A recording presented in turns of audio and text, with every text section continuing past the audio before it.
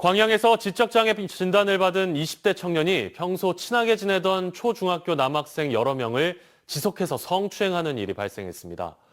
주로 보호가 취약한 어린 학생들이 피해를 입었는데요.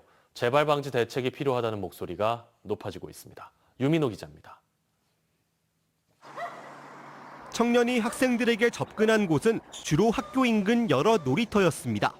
군것질거리를 사주는 등 호의를 베풀어 먼저 친밀한 관계를 형성했습니다.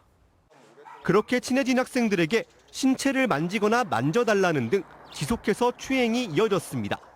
주로 동네에서 알고 지내던 초등학생, 중학생으로 지금까지 파악된 것만 4명 이상입니다. 못 만지게 하면은 그럼 뭐 안 사준다고 그렇게 했다는 얘기를. 네. 그때가 언제였대? 만져도 되냐고 한 게? 어제도 그러고 막 엊그저께도 그랬다고. 한부모 가정 등 학교를 마치면 돌봄이 취약한 아이들로 지역 청소년 센터 상담 과정에서 사실이 드러났습니다. 말 들어보니까 왜 했냐고 했는데 뭐 욕구라고 하던데요. 상담에 참여한 전문가는 청년이 2년 전 지적장애 진단을 받았지만 의도가 짙은 그루밍 범죄에 해당한다고 말합니다.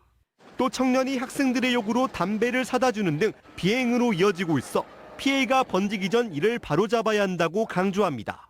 우리가 상상하기 힘든 그리고 하기 어려운 그런 어떤 큰 사고가 나면 그때 가서 어떻게 할 건지 이 염려가 돼서 제가 지금 현재 제보를 하게 된 겁니다.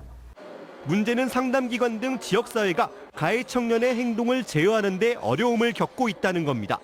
교육청에서는 피해를 겪은 학생만 보호할 수 있다는 입장이고 경찰 수사 개시도 미성년자다 보니 부모 등 보호자 동의가 없으면 진술 확보하기가 녹록지 않은 상황입니다. 교육청도 학교도 경찰서도 좀 애매한 부분이 있지만 그래도 이것이 해결되지 않으면 또 수많은 학생들이 이 범죄에 노출될 수 있고.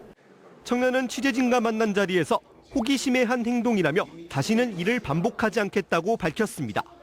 교육청은 전문 상담 인력을 학교에 투입하겠다며 대응에 나섰고 경찰도 피해 사실 확보에 주력하는 등 후속 조치에 들어갔습니다. MBC 뉴스 유민호입니다.